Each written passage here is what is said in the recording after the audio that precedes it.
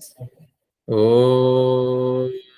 येन द्यौरुग्रा पृथिवी च दृढा येन स्वहस्तभितं येन नाकः यो अन्तरिक्षे रजसो विमानः कस्मै देवाय हविषा विधेम। ॐ शान्तिः शान्तिः शान्तिः। सुखदायक उस परम पिता के लिए नमन है, जैसा कि मंगलाचरण में हमने पढ़ा, ये न द्यौरुग्रा, जिस परमेश्वर ने द्यौ को, जो द्यौ कैसा है, उग्रा द्यौ, जो उग्र था। द्यौलोक का मतलब है जिसमें प्रकाश ही प्रकाश मौजूद है, द्यौ प्रकाश से। तो यानी ये गैलेक्सी ही हो सकती है। तो गैलेक्सीज की जो सिस्टम है उसमें हमेशा ऊर्जा की नदियां बहती हैं। तो ऋषि कहते हैं जिस ईश्वर ने अपने सामर्थ्य से, अपने पराक्रम से ये जो गैलेक्सी मंडल है, हजारों अरबों करोड़ों अरबों खरबों गैलेक्सीज है, तो उन सब में उद्गुर्ण होने वाली, उद्गुर्ण होने वाली जो प्रकाश रश्मियां हैं, और जेन देव रुग्रा, उनको उसी तरह उद्गुर्ण होने के लिए छोड़ दिया है। ईश्वर ने गैलेक्सीज पे कोई बंधन नहीं डाला, क्योंकि वहां प्रकाश की नदी नहीं बहेगी तो प्रकाश की कमी रहेगी। तो जिस ईश्वर ने द्यौ को उग्र बनाया, यानी प्रकाश विच्छुरित करने वाले उन गैलेक्सीज को अत्यधिक प्रकाश उत्सर्जन का स्रोत के रूप में स्थापित किया। ये न द्यौरुग्रा पृथ्वी च दृढ़ा, पृथ्वी को भी दृढ़ बनाया। दृढ़ से अभिप्राय व्यवस्थित धुरी पर पृथ्वी को घूमने के लिए उन्होंने प्रेरित किया। ऐसा नहीं कि पृथ्वी को ठोस बनाया, पृथ्वी ठोस दूसरे पिंडों की तुलना में इतनी ठोस नहीं है।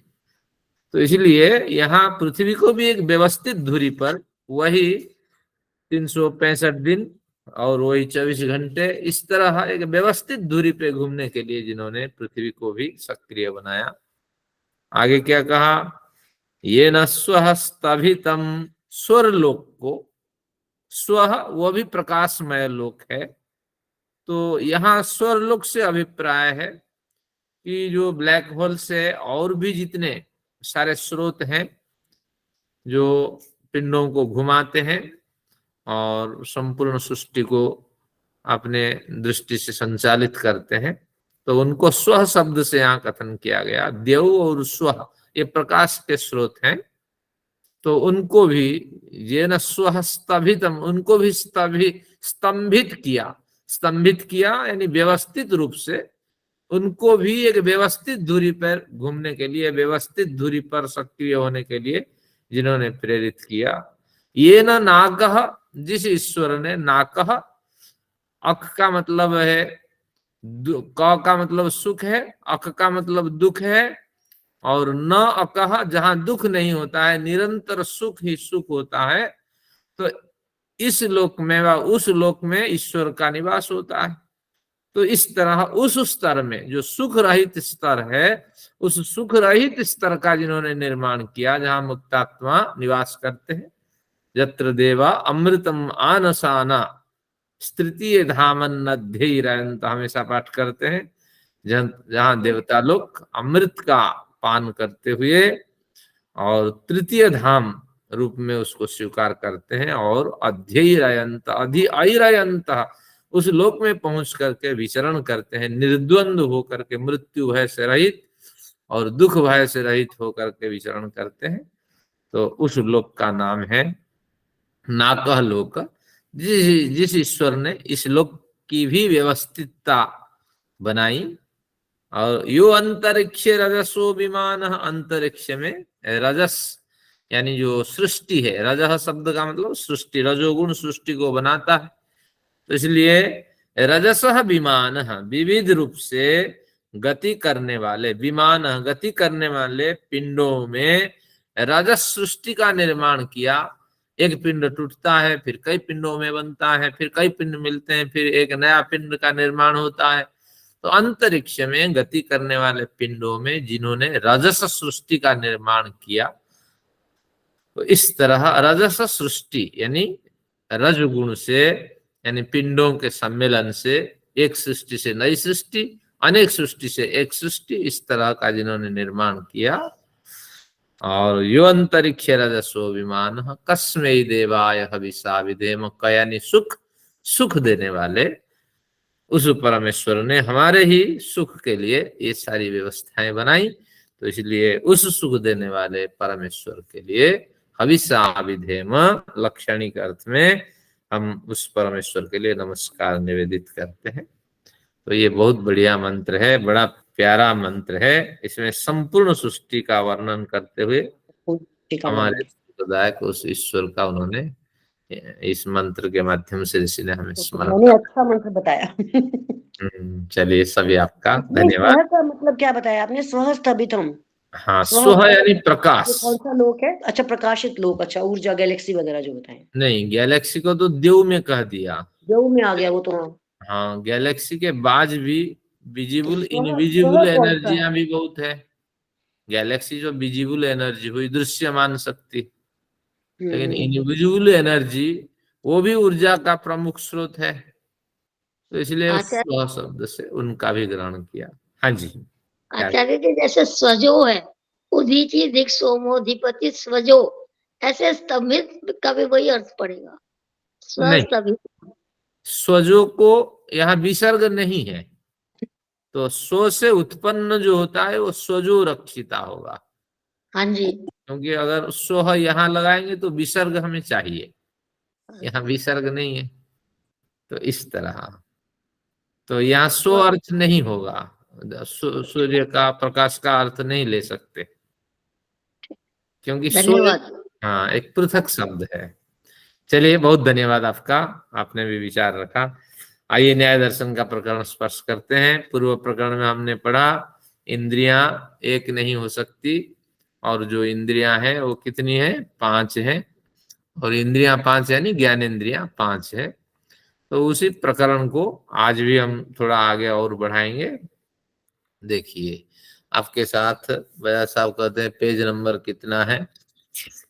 ये वजह साहब आपका पत्रक, हाँ ये आपके पत्रक। हाँ, अब आपको पृष्ठ संख्या 63, एक 60 नंबर सूत्र आप निकालिए।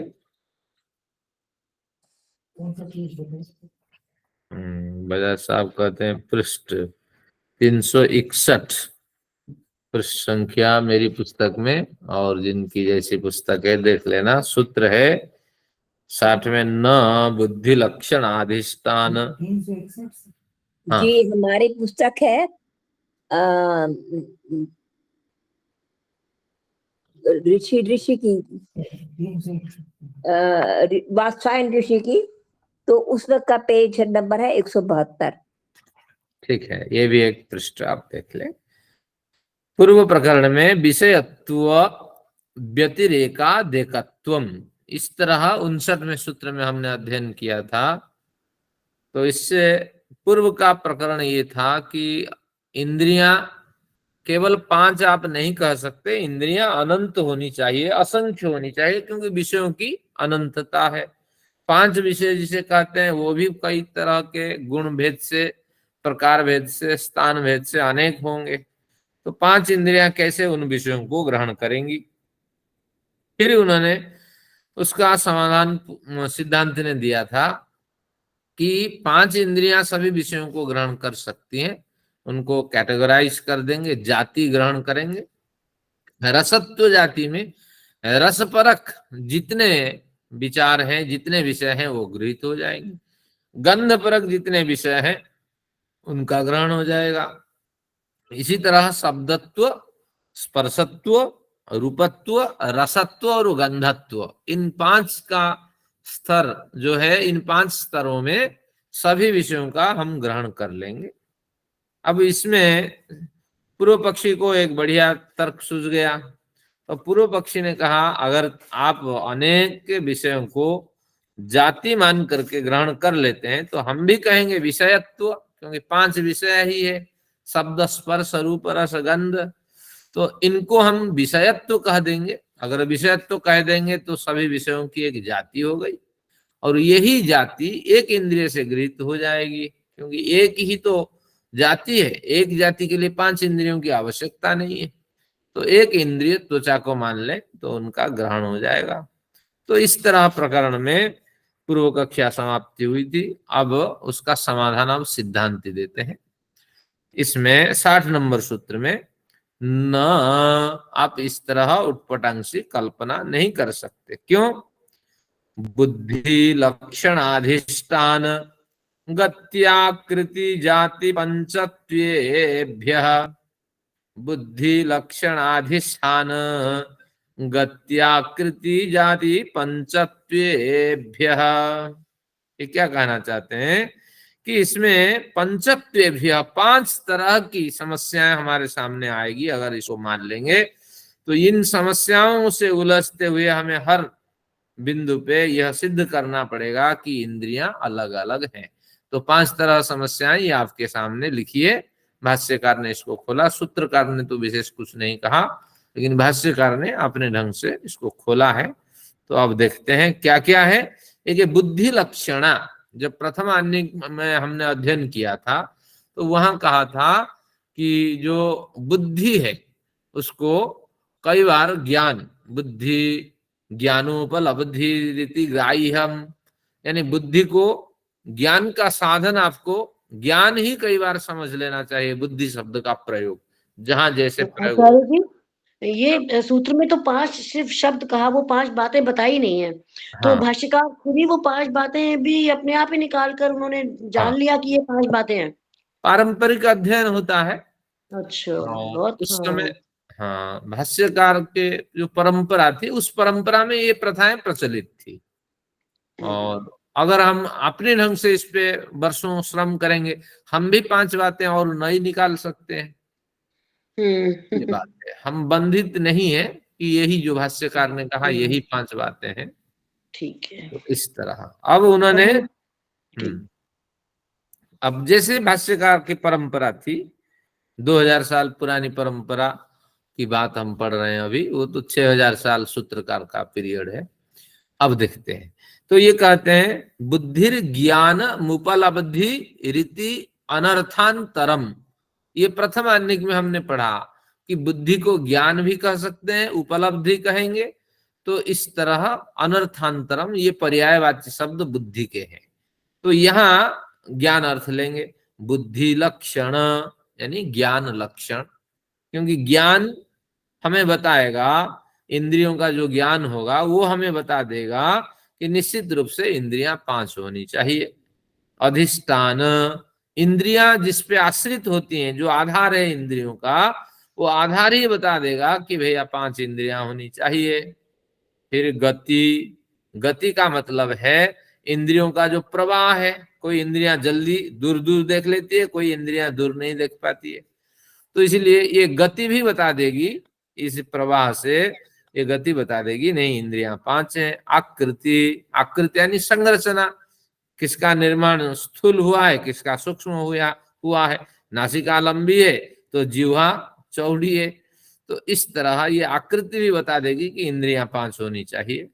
और जाति, जाति यानी उपादान कारण, हर एक इंद्रियां किसी ना किसी उपादान कारण से जुड़ी होती है। तो ये 5 जो प्रकृति है ये हमें बता देगी कि इंद्रियां 5 हैं।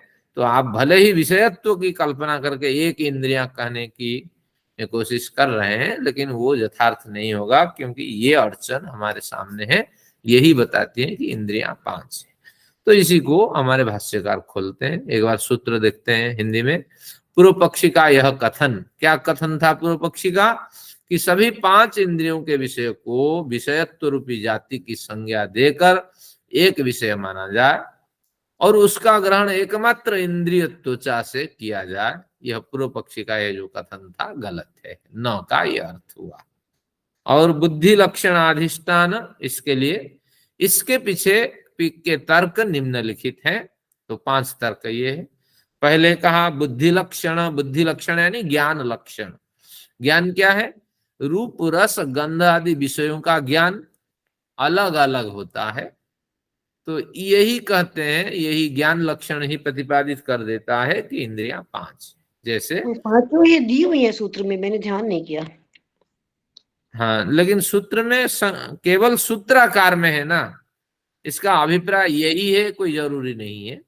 और ये उपादान कारण क्या है? उपादान हाँ, अभी पढ़ेंगे। अच्छा तो चलो। अभी सुन लेंगे तो फिर इस वैरस्य आएगा। चल, का अर्थ क्या बताया था? हाँ क का अर्थ बजाज साहब कहते हैं क्या है? कस्मै देवाय हविषा विधेम। हाँ, सुख देने वाले। कस्मै का इतना ही अर्थ है, सुख देने वाले। और ख का मतलब आकाश है। चलिए, अब बजाज साहब का खा पढ़ते हैं। यही दोनों तो चाहिए, और क्या है? सुख चाहिए और आकाश जैसे व्यापक ईश्वर चाहिए, और कुछ नहीं चाहिए। चलिए, अब इसमें कहा ज्ञान लक्षण का अर्थ है रूप रस गंध आदि विषयों का ज्ञान, और ये अलग अलग होने से हमें 5 इंद्रियों की कल्पना करनी पड़ती है। तो आंख का ज्ञान जीवा नहीं करा सकती, और जीवा का ज्ञान नासिका भी नहीं करा सकती। इसी क्रम से विषय ग्रहण कराने में अन्य इंद्रियों का पृथक पृथक योगदान आप समझ सकते हैं। तो ज्ञान के आधार होने के कारण, ज्ञान कराने के साधन होने के कारण ये सब अपने में स्वतंत्र हैं। तो इस दृष्टि से हमें 5 इंद्रियां माननी होती है। ये एक हो गया ज्ञान लक्षण, यहां तक आया। लक्षण अधिष्ठान, लक्षण अलग कर देंगे, अधिष्ठान वहां से आ की मात्रा से और निकलेगा। तो अधिष्ठान इनका भी अलग अलग होना चाहिए। अधिष्ठान यानी आश्रय, इंद्रियों का आधार। इंद्रियों का आश्रय भी भिन्न भिन्न है। क्या आश्रय है? त्वचा का आश्रय क्या है? त्वचा का आश्रय पूरा शरीर है। तो दृश्य का आधार क्या है? नेत्र की काली पुतली। घ्राण गंध सूंघने का आधार नासिका है। इसी क्रम से अन्य इंद्रियों के आधार को भी समझ लेना चाहिए। इन्होंने, भाष्यकार ने इस सबको खोला है। तो इसलिए इनके आधार अलग अलग होने के कारण ये भी हमें मजबूरी में मजबूर करती है कि इंद्रियां आप 5 मानो। गति भेद देखते हैं, गति भी भिन्न भिन्न है। तो गति का यानी इनका जो प्रवाह, नेत्र और कर्ण इंद्रिय द्वय की गति अधिक है। नेत्र और कर्ण दूर दूरस्थ शब्द को हम सुन लेते हैं, और आंख तो बड़ी तीव्रता से दूर विदेशी पदार्थ से संपर्क स्थापित कर लेता है। तो इसलिए इन दोनों की गति अत्यधिक है। नेत्र की अधिक, कर्ण की गति थोड़ी सी उससे कम है, लेकिन और इंद्रियों से भी अधिक है। नासिका की गति मध्यम है, थोड़ी दूर से भी नासिका गंध सूंघ लेती है। लेकिन त्वचा की गति मंद है, यहां आके टकराए तब जाके त्वचा की गति होगी। तो सर्वाधिक मंद गति जिह्वा की है। तो इसलिए जिह्वा में ला करके किसी को रखेंगे तभी ना चखेंगे। नहीं तो अब किसी के कंधे चखेंगे, किसी के हाथ को चखेंगे, कुछ थोड़ी होगा। तो कंधे से रखा जाए मिठाई, या हाथ से रखा जाए, नाक से रखा जाए, आनंद नहीं आएगा जब तक जिह्वा में स्पर्श नहीं होगा। तो सबसे मंद इंद्रियां हमारी जिह्वा है। तो इस तो ये तरह गति हमने दूरी के हिसाब से गति देखी है। हाँ, यही है दूरी के हिसाब से गति, प्रवाह क्या है? हाँ, प्रवाह के हिसाब से। अच्छा, हाँ, कौन कितने दूर तक प्रवाहित होता है। लेकिन सब में कुछ ना कुछ है, कुछ ना कुछ सब में प्रकाश है, सब में प्रवाह है, ऐसे आपको मानना पड़ेगा। अब देखते हैं, अब मुख के दायरे में आ जाए तो जीवा उसको चख लेगी, तो उसका प्रवाह वहीं तक है। तो कितनी बड़ी बारीकी से हमारा अध्ययन हुआ है शास्त्र में। आकृति देखते हैं। आकृति यानी उसके स्वरूप। आकृति अर्थात इंद्रिय गोलक के परिमाण, किस परिमाण वाला, किस डायमेंशन के साथ ये है। कुछ स्थूल है तो कुछ सूक्ष्म है इंद्रिय गोलकों का निर्माण, इनकी संरचना।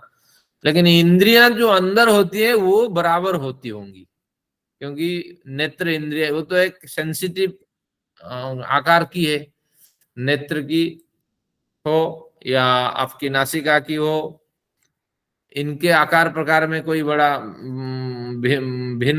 बड़ी भिन्नता नहीं होगी। लेकिन ये आपको समझना पड़ेगा, यहाँ गोलकों की आकृति की बात की जा रही है। इनके परिमाण में स्थूल सूक्ष्म आदि भेद भिन्न भिन्न है, इनके परिमाण इस तरह।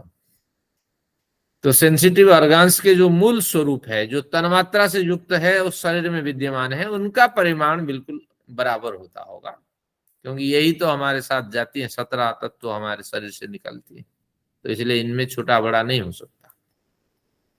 आगे देखते हैं जाति। जाति का मतलब उपादान कारण। तो उपादान कारण के भेद से अलग अलग है। ये जो आकृति है आचार्य जी, जब डॉक्टर्स पोस्ट बॉडी को खोलते हैं अंदर से, तो उसमें इनको वो वाली अंदर के जो होते हैं ये शक्ति, वो उनको शक्ति तो नहीं नजर आएगी, पर क्या अंदर का जो संरचना है वो नजर आती है क्या? उनको नहीं आती?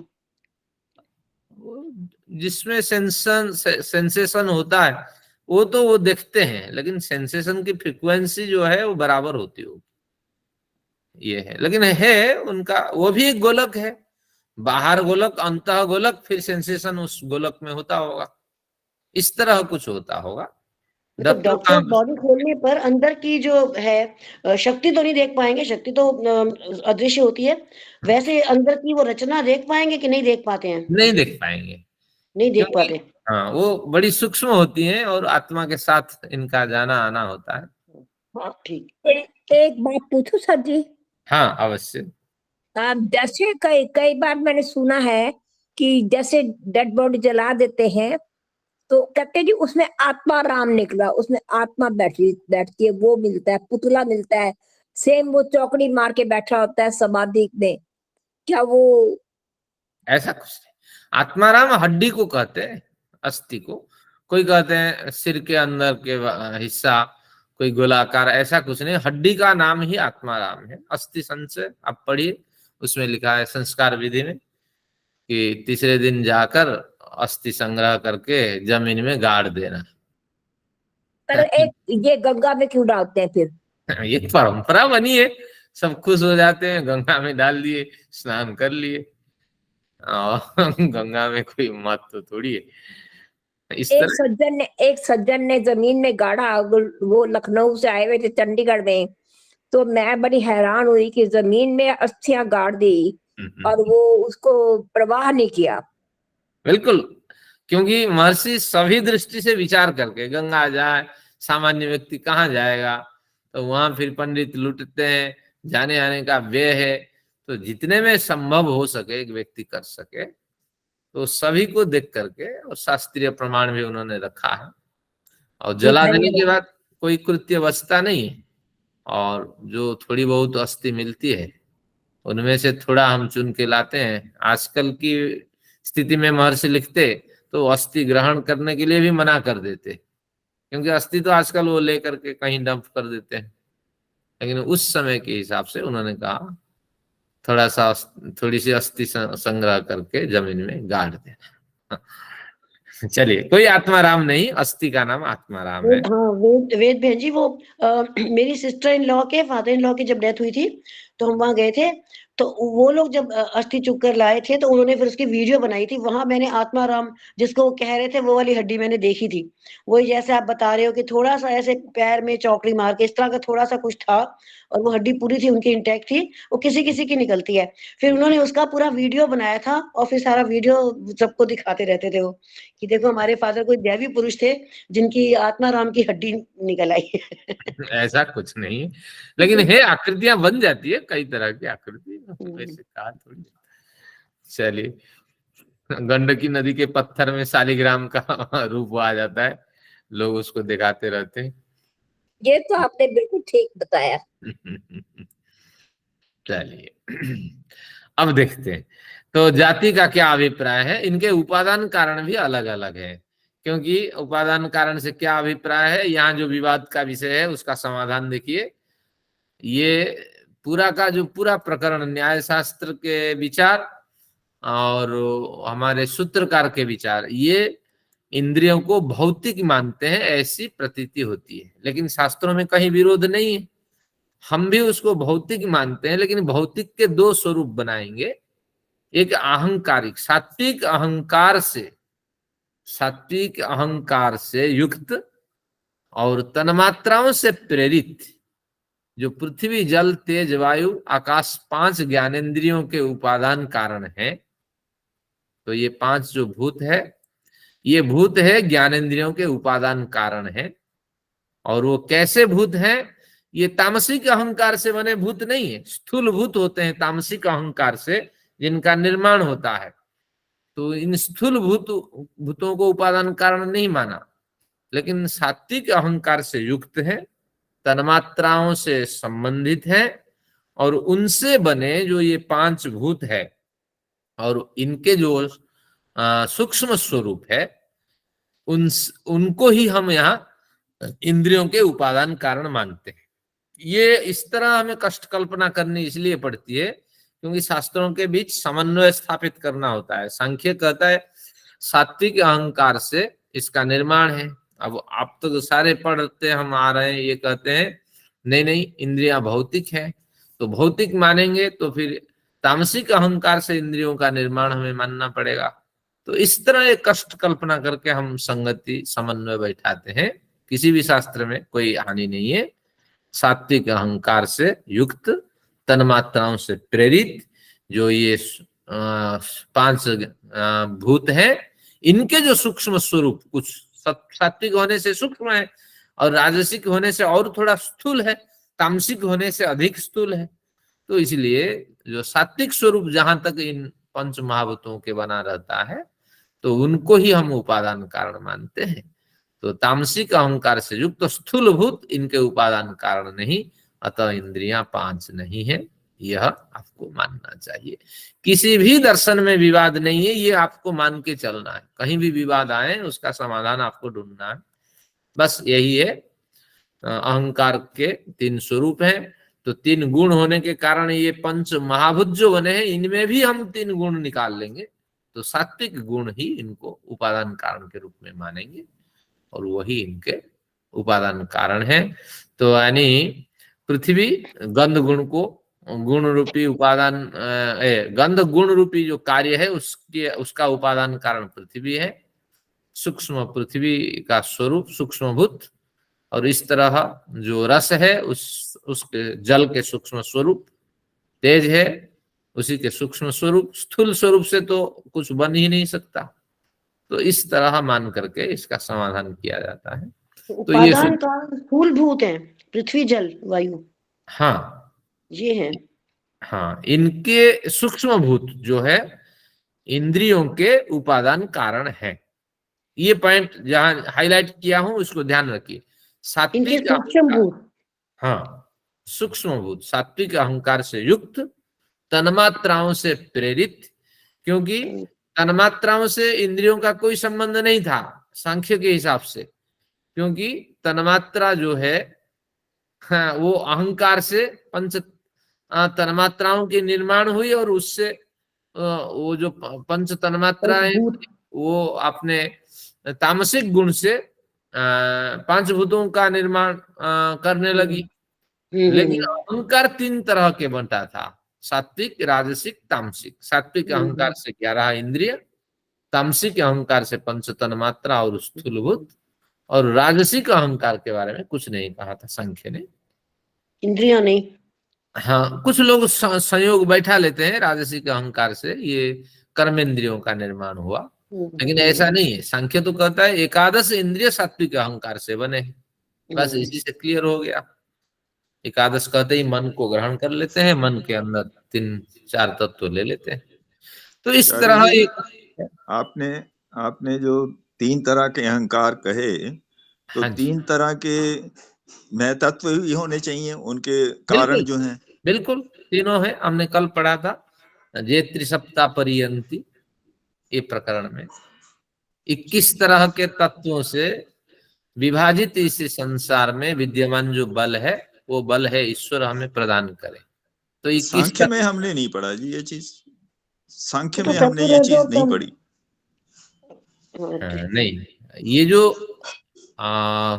मंत्र की बात मैं कर रहा हूं, 21 तत्वों से बने जो संसार है, तो ये यजुर्वेद का अथर्ववेद का एक मंत्र है, प्रथम मंत्र। तो ये त्रिसप्ता पर्यंती, 3 गुणा 7 यानी 21। तो 21 तत्वों से विभाजित ये संसार में विद्यमान प्राकृतिक जो बल है, उस बल से मुझे आप युक्त करो, ये अथर्ववेद का एक मंत्र कहता है। अब हम संगति लगाते हैं कि किस पदार्थ की क्या बात हो सकती है। प्रेम जी अपना माइक म्यूट कर दो। हाँ, तो उसका समाधान इस तरह हमने पिछली कक्षा में निकाला, ये मंगलाचरण का अर्थ करते हुए कि अहंकार 3 है, क्योंकि जैसे प्रकृति भी सत्वरजतम वाली 3 गुण वाली है, उस 3 गुणों से बने महत्त्व भी 3 होंगे और अहंकार भी 3 होंगे। तो इस तरह तो अब सभी पदार्थों में 3-3 गुण आपको दिखाई पड़ेंगे, सिवाय जो साम्यावस्था प्रकृति के, वहां भी समान अवस्था है, लेकिन 3 गुणों का वहां निर्णय नहीं हो पाता है। उससे बनी संपूर्ण वैकारिक सृष्टि से 3 गुण विद्यमान है। तो 21 पदार्थ इस तरह हमने दिया। इसका समाधान 5 स्थूल भूत है, और ये स्थूल भूतों की जो मूल जननी है पंच तन्मात्रा है, लेकिन वो पंच तन्मात्रा अहंकार का अंग है, तो इसलिए स्थूल भूत और उसके माँ भी उसी के साथ गृहीत हो गया 5 तत्वों में। फिर आपका अहंकार, फिर आपका महतत्व, तो महतत्व, अहंकार और स्थूलभूत मल्टीप्लाई बाय आपका 3 गुण, तो ये हो गया 21। महतत्व स्थूलभूत 5, अहंकार 1 6, महतत्व 1 7, और ये त्रिसप्ता, इनमें विद्यमान 3 गुणों से बनी वैकारिक सृष्टि में विद्यमान जो शक्ति है, ईश्वर हमें दे। चलिए, धन्यवाद आचार्य आचार्य, एक हाँ, मिनट। हाँ, बिल्कुल। जैसे अपने अपने शरीर पे भी हम घटाए, अपने स्वभाव में भी, तो कभी कभी हमारा मन बहुत निर्मल होता है, तब सत्वगुण प्रधान होता है।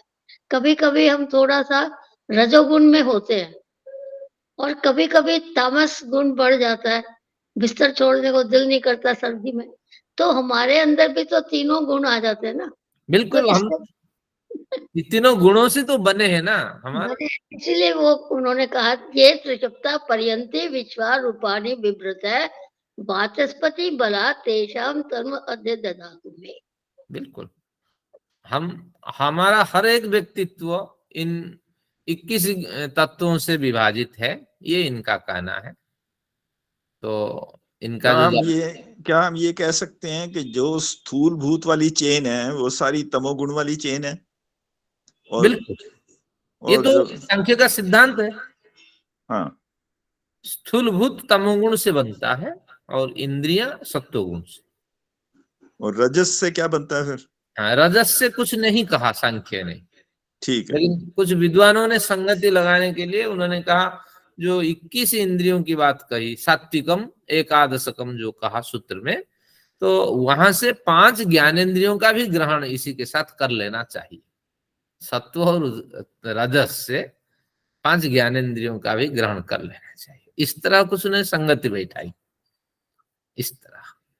चलिए, आप सभी ने रुचि दिखाई, बस यही है। सारे स्थूल भूत तामसिक अहंकारिक हैं। हाँ, एक बार और इंद्रियां कहता हूँ, सारे अहंकारिक हैं। हाँ, लेकिन राजस के बारे में कुछ नहीं कहा सांख्य ने, लेकिन संगति लगाने के लिए तीनों गुणों की उन्होंने कहा जो कर्मेंद्रियां हैं वो तो कर्म करती है, कर्म रजस से होता है, तो इसलिए ये रजोगुण और सत्वगुण से मिल करके एकादश इंद्रिय बने। इस तरह संगति लगाने के प्रयत्न किए गए, लेकिन संख्या में सूत्र में नहीं है।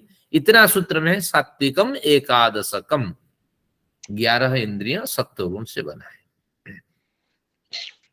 चलिए आगे, हमने इसको अध्ययन किया, कोई खास नहीं था। सूत्र एक बार फिर देखिए, बुद्धि लक्षण अधिष्ठान गति आकृति जाति, इन 5 अड़चनों के कारण हमें इंद्रियां 5 है यह मानना पड़ेगा। अब फिर एक सूत्र और देते हैं, ये समाधान का अंतिम सूत्र है। अब पढ़ते हैं इसका 61 में। इतना बड़ा भाष्य हमने कवर कर दिया। 364 नंबर पृष्ठ बजाज साहब, अब आपको पलटना पड़ेगा। सारी संस्कृत पंक्तियां आपने हिंदी में पढ़ ली। आगे, भूत गुण विशेषोपलब्धेस्तादात्म्यम, भूत गुण विशेषोपलब्धेस्तादात्म्यम, इस तरह।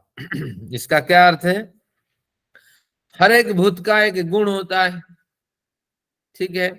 पृथ्वी का गंध गुण है, और जल का रस गुण है, और वायु का स्पर्श गुण है, तेज का रूप गुण है। तो इस तरह भूत गुण विशेष उपलब्धे, यानी भूत विशेष के गुण विशेष उपलब्धि होने के कारण हमें मानना पड़ेगा कि इंद्रियों के साथ भूतों का तादात्म्य है, भूतों की टाई है, भूतों का कुछ घनिष्ठ संबंध है।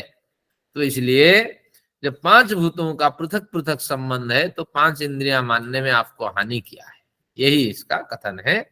इसको सरल भाषा से अगर हम समझे सूत्र का अर्थ, उसी क्रम से भूत गुण विशेष, यानी प्रत्येक भूत के गुण विशेष के साथ अब उपलब्धे एक एक इंद्रिय का संबंध देखे जाने से 5 भूतों के साथ 5 इंद्रिय का तादात्म्य देखा जाता है।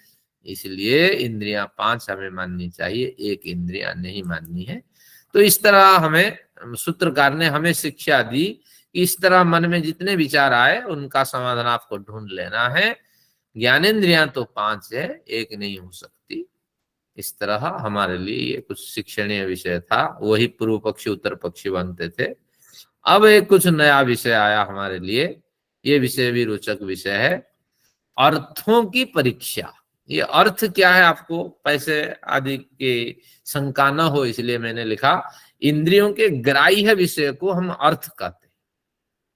हाँ, इसलिए अर्थ का मतलब है इंद्रियों के ग्राह्य विषय। जो इंद्रिय जिस विषय को ग्रहण करती है, रूप का ग्रहण नेत्र इंद्रिय करती है, शब्द का ग्रहण कर्ण इंद्रिय करती है, तो इनकी परीक्षा ये की जाती है। अब इंद्रिय नाना, इंद्रिय का अर्थ से सन्निकर्ष, हाँ, इंद्रियों के प्रत्यक्ष प्रमाण के लिए अर्थ से जो सन्निकर्ष, अर्थ क्या है ना, ग्राह्य विषय, ग्राह्य जिस विषय को ग्रहण कर, प्रत्यक्ष प्रमाण में जो पढ़ा था हमने, हाँ यही है। तो अब आज कुछ थोड़े बहुत सूत्र उसको कवर करते हैं।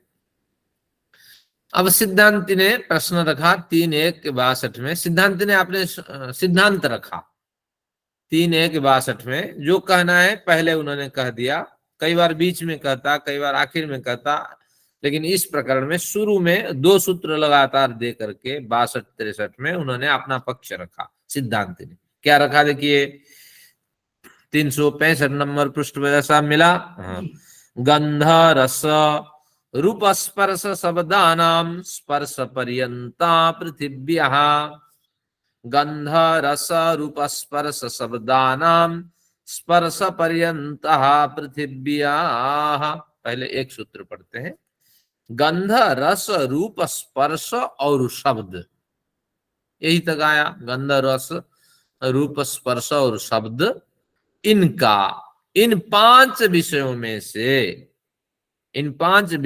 से स्पर्श पर्यंता पृथिव्या, स्पर्श तक 4 ग्राह्य विषय या गुण पृथ्वी महाभूत के हैं। इस विषय को अर्थ भी कह सकते हैं, गुण भी कह सकते हैं।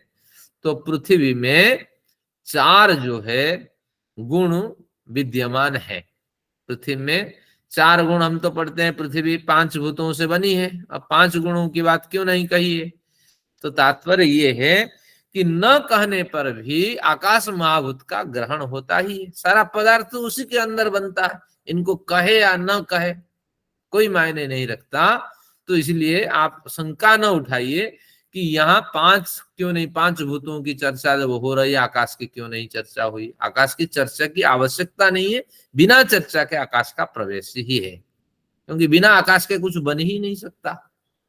तो इसलिए अब यहाँ विशेष रूप से उन्होंने 4 की बात कही है, गंध रस रूप स्पर्श शब्द, ये 5 विषय हैं कुल, और इनमें से स्पर्श तक, तो स्पर्श तक यानी गंध रस रूप स्पर्श, ये जो 4 ग्राह्य विषय है या गुण है, ये पृथ्वी महाभूत के अपने हैं। 5 कह देता तो कोई संदेह नहीं था, लेकिन कोई बात नहीं, उन्होंने 4 कहा। 5 यह है, तो पृथ्वी के अपने ये 4 गुण हैं। तो अब प्रश्न उठता है, हम तो जानते हैं पृथ्वी का गुण गंध है, लेकिन ये क्यों कहा 4 गुण पृथ्वी में दिखाई पड़ते हैं? इसके 2 सिद्धांत हैं, मैं आपको क्लियर करता हूं, आगे भी ये क्लियर होगा कि जो न्याय दर्शन का विषय है वो थोड़ा और अधिक उसको परिभाषित करता है, लेकिन जो स्थूल कथन होता है और शास्त्रों में दिखाई पड़ता है। ये न्याय शास्त्र वैशेषिक थोड़ा व्यावहारिक है। देखिए, हमारा तैत्तिरीय उपनिषद कहता है कि तस्माद आकाशः संबभूव, पहले आकाश बना, फिर आकाशाद वायु, आकाश से वायु की उत्पत्ति हुई। तो आकाश में 1 गुण था, वायु में 2 गुण रहे, क्योंकि आकाश में शब्द गुण था और जो वायु का निर्माण हुआ तो ये उसमें वायु में स्पर्श गुण आया, तो वायु अग्नि, उसके बाद तेज की उत्पत्ति हुई। तेज में 3 गुण दिखाई पड़ते हैं, और वहां शब्द भी है, स्पर्श भी है और रूप भी है। इसके बाद रस का निर्माण हुआ, रस में 4 गुण होते हैं, शब्द, स्पर्श, रूप, रस इसमें विद्यमान है। तो इसीलिए रस के बाद गंध है, पृथ्वी में 5 गुण विद्यमान है।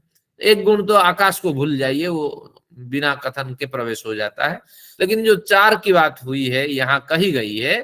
अब प्रश्न उठता है कि पृथ्वी की तो गंध गुण प्रमुख है, लेकिन ये 4 महाभूतों की बात यहाँ क्यों कही? तो इसका समाधान आगे आएंगे, इसलिए मैंने यहाँ थोड़ा लिख दिया विशेष रूप से। जहाँ विशेष होता है यहाँ शास्त्र का निचोड़ तो होता आकाश है। जी, आपने कहा कि आई मीन आकाश जो है वो तो सब में है, तो शब्द गुण सब में ही है। हाँ अब स्पर्श में कहाँ है शब्द गुण और रूप में कहाँ है शब्द गुण? हाँ, गंध में कहाँ है शब्द गुण इनमें?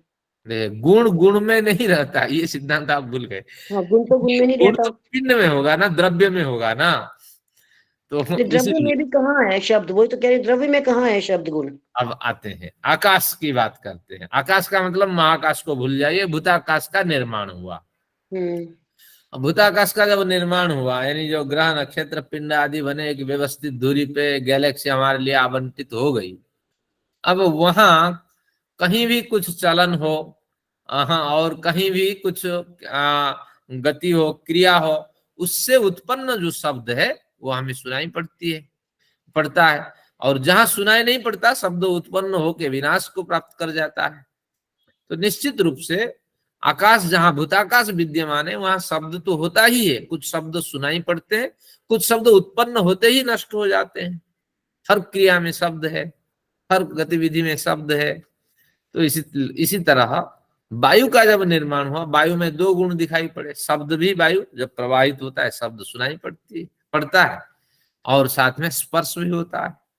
तो वायवीय पिंड की बात करिए, वायु में नहीं होता है शब्द, वायवीय पिंडों में शब्द होता है। इसी तरह तेजस की बात करें, तेज में 3 गुण होंगे, शब्द तो होंगे।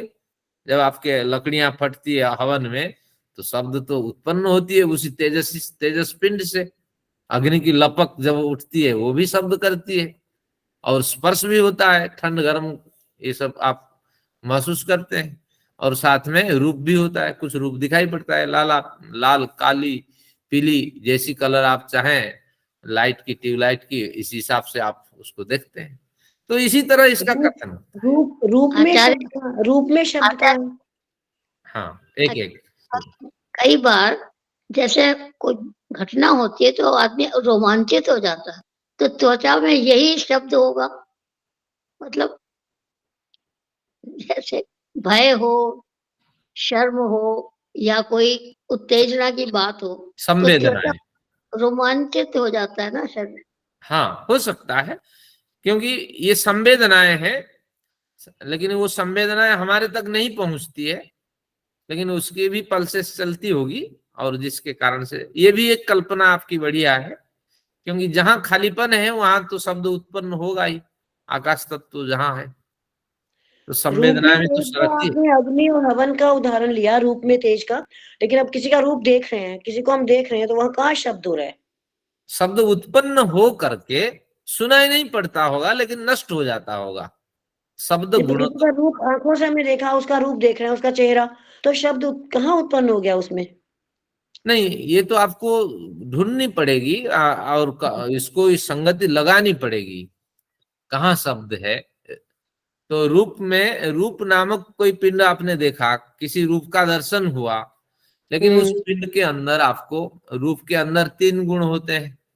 आकाश का शब्द गुण है, और वायु का स्पर्श गुण है, रूप का दर्शन, दृश्य दर्शन रूपी गुण है। तो उसी, तेजस। हाँ, अनुराधा जी, हृदय में, अनुराधा जी, हृदय में स्पंदन होता है, तो वही तो ध्वनि होगी। हाँ, निश्चित रूप से जो तो पिंड देखो, है, तेजस पिंड कहते ही उसके अंदर ये 3 मौजूद है, ये आपको मानना पड़ेगा। मैं ये कहता हूँ, जो लाइट ट्रेवल करती है वो फोटॉन्स ट्रेवल करते हैं, बिल्कुल। और फोटॉन्स में मास होता है, और उससे जो शब्द होता है वो ऐसी वेव्स हैं जो सुनाई नहीं देती, क्योंकि वो हाई फ्रिक्वेंसी की होती हैं। जो लाइट की वेव्स हैं हाई फ्रिक्वेंसी की होती हैं। फ्रिक्वेंसी है तो शब्द है, लेकिन वो हमारे कानों को सुनाई नहीं देता। बिल्कुल, तरंगे है ना, बिना आकाश के तरंगे तो ट्रांसफर नहीं हो सकते ना। तो आकाश तत्व तो मौजूद है, यानी शब्द तो है, एक जगह से दूसरी जगह जाने में शब्द तो उत्पन्न होता ही है। शब्द यानी क्रिया, जो आपको वैशेषिक दर्शन में कहा गया है। चलिए आगे देखते हैं, इस पे विचार करें।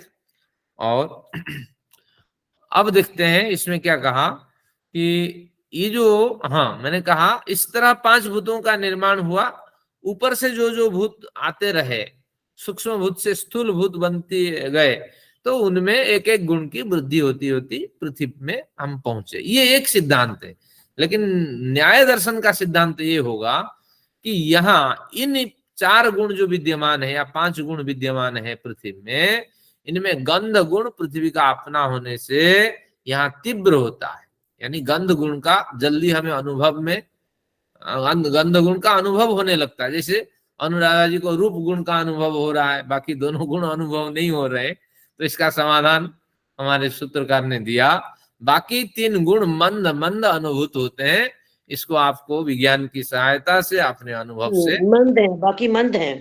हाँ, तो इस तरह कोई भी 5 भूतों से पिंड है, तो उस पिंड में तीव्र अनुभव एक गुण होता है, बाकी सब मंद मंद होते हैं। ये इनका सिद्धांत है।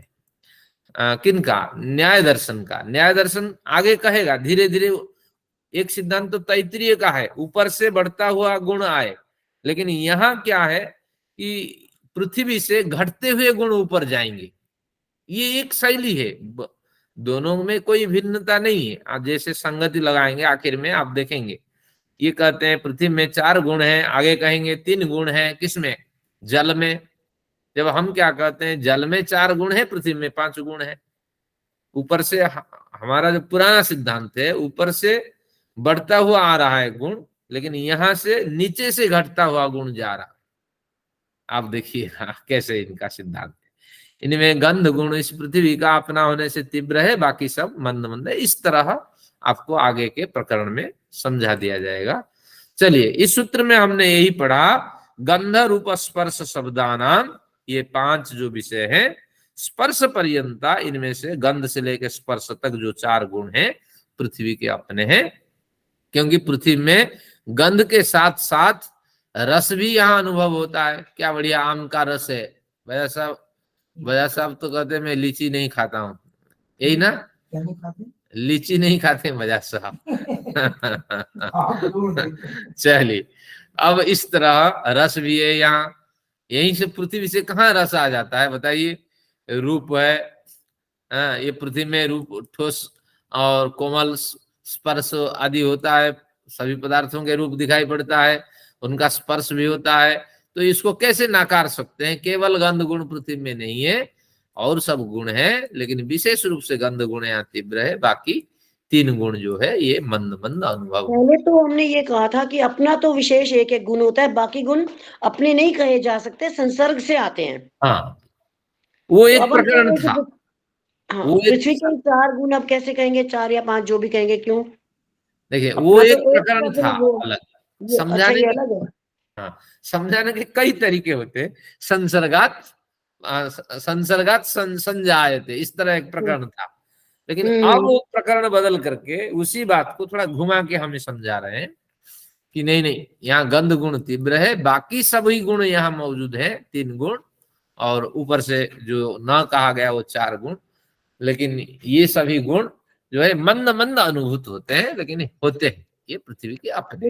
ये बीच में ये भी तो उन्होंने कहा है ना कि जब पृथ्वी की उत्पत्ति हुई तो बाकी चारों की उत्पत्ति हो चुकी थी, इसलिए उन सबके गुण पृथ्वी में आ गए, लेकिन उनके संसर्ग से आए, इसके अपने तो नहीं कह सकते ना 5 गुण। फिर उसका समाधान देंगे, ये आखिर में ये प्रकरण आएगा, शायद आज कवर नहीं कर पाएंगे, क्योंकि अब कवर इसमें कहा कि जब पृथ्वी बनी तब अन्य महाभूत बन चुके थे।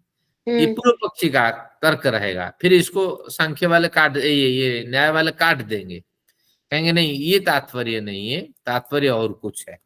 तो देखते हैं, आज थोड़ा इसको जल्दी कवर करते हैं, फिर कुछ आगे प्रकरण लेते हैं। चलिए, ये हमने समझा ये इस प्रकरण में कि पृथ्वी में 4 गुण अपने हैं और एक इसमें तीव्र है और बाकी सब मंद है। अब 3:1 के 63 में फिर उन्होंने सिद्धांति का अपना पक्ष सिद्धांत ने रखा। आप तेजो वायु नाम, आप तेजो वायु नाम, इसको तोड़ेंगे, आप तेजो वायु नाम पूर्वम पूर्वम अपोह्य आकाशस्योत्तरः, जो आकाश की बात नहीं कही थी, यहाँ आकाश की बात भी कह दी। आप तेज वायु ना, आप यानी जल, तेज और वायु, इन सब के गुण बताए, कितने कितने गुण होते हैं। पूर्वम पूर्वम अपोह्य, पूर्व पूर्व, एक एक गुण को छोड़ देंगे तो गुण कितने हैं? 4 कहा था। कहाँ कहा था? गंध रूप रस स्पर्श, और शब्द 5 गुणों की बात तो कही थी।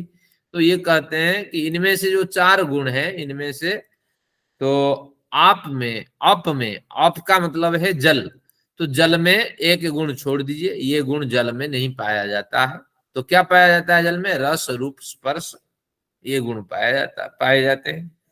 तो फिर कहा आगे, अप तेज, तेज में क्या चाहिए ना? एक गुण और, रस को काट दीजिए, तो रूप और स्पर्श तेज में विद्यमान है। फिर उन्होंने कहा अब वायु, वायु में क्या है ना? रूप को काट दीजिए, केवल स्पर्श गुण है। और फिर कहा आकाशस्योत्तर, और उत्तरवर्ती जो आकाश है उसका एक गुण है, शब्द गुण, उत्तरवर्ती जो शब्द की चर्चा है, ये गुण आपको समझना चाहिए। यानी कथन के 2 शैलियां हैं। एक शैली तो ठीक है, जो अनुराधा जी अभी ने जहां पे शंका उठाई पूर्व पक्षी के समान, कि संसर्ग से भूतों का यहाँ संयोग होता है, वो एक सिद्धांत है, वो भी गलत नहीं है, वो एक सिद्धांत है। लेकिन यहाँ एक अलग सिद्धांत ये कह रहे हैं कि पृथ्वी में तो 4 गुण हमें स्पष्ट रूप से दिखाई पड़ते हैं, जल में 3 गुण दिखाई पड़ते हैं, और तेज में 2 गुण दिखाई पड़ते हैं, हवा में 1 गुण दिखाई पड़ता है, और आकाश में 1 गुण दिखाई पड़ता है। ये इनका एक तर्क है, इनका एक पक्ष है। इस तरह भी हम सिद्धांत को समझने का प्रयत्न कर सकते हैं, इस तरह। तो अब देखते हैं ये क्या कहते हैं 3:1-63 में। अप तेजो वायु नाम पूर्वम पूर्वम अपोह्य, अपोह्य यानी छोड़कर, पूर्व पूर्व शब्द को अगर छोड़ देंगे, अप यानी जल, तेज यानी अग्नि, और वायु महाभूतों में पूर्वोक्त 4 गुणों में से पहला गुणों को अगर छोड़ देंगे तो क्या बचेगा? 3 गुण, 2 गुण और 1 गुण के क्रम से गुणों की परिकल्पना आपको कर लेनी चाहिए। जो अंत में बचा हुआ शब्द गुण है वह आकाश का है। इस तरह सूत्र का ये अर्थ है, कोई विशेषता इसमें नहीं है। तो उसको थोड़ा मैं और अधिक आपके लिए सुविधा से विशेष बना के डाल दिया। तो इस क्रम से 3 गुण होते हैं पृथ्वी में, क्योंकि पृथ्वी का अपना एक गुण है। कौन सा गुण है? गंध गुण है।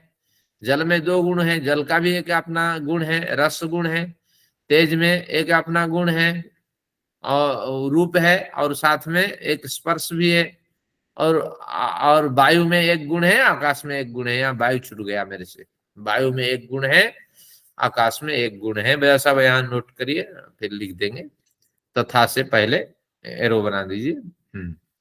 अब इस क्रम से जल महाभूत में रस गुणों की तीव्रता, इन गुणों की मंदता है। तेज महाभूतों में इस तरह, वायु महाभूतों में इनकी चर्चा हो गई, अब ये निरर्थक हो गई। आकाश महाभूतों में शब्द गुण की अपनी तीव्रता के साथ विद्यमान दिखाई पड़ती है। तो इस तरह इनका एक विशेष कथन में समाधान हो गया।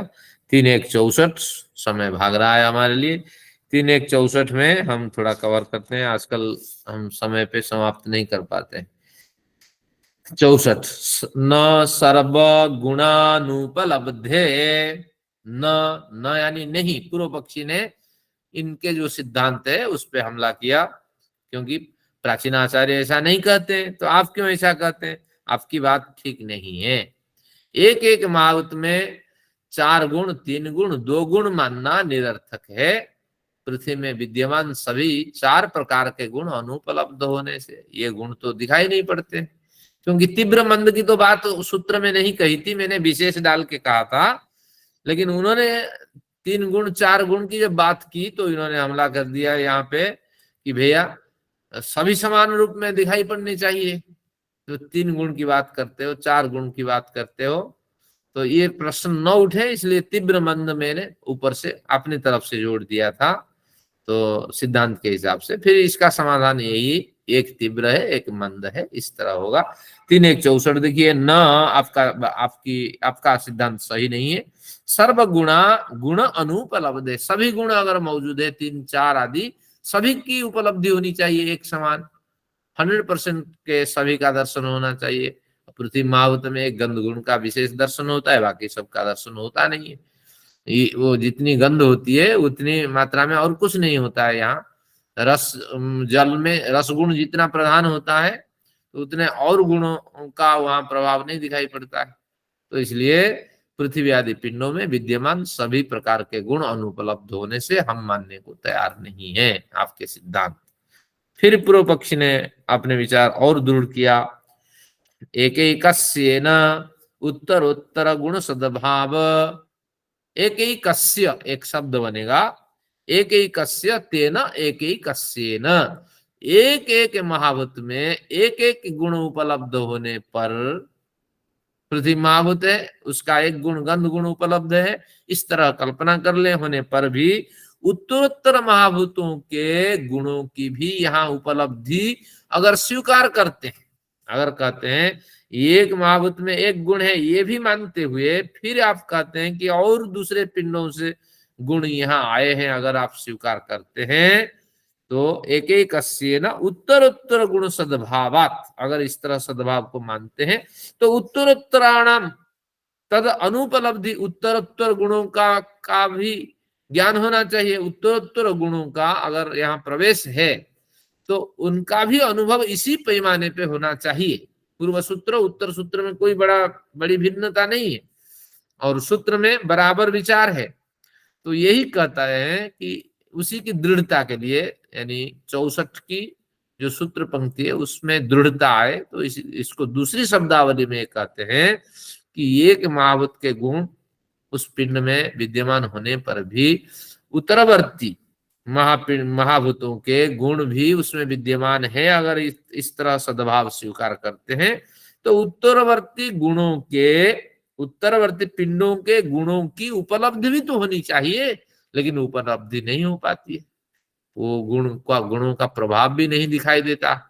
तो इसलिए हम इस सिद्धांत को मानने के लिए तैयार ही नहीं है। ये दोनों सूत्र एक जैसे हैं और इन्होंने कहा कि हमें बारीकी से इनकी उपलब्धि नहीं दिखाई पड़ती।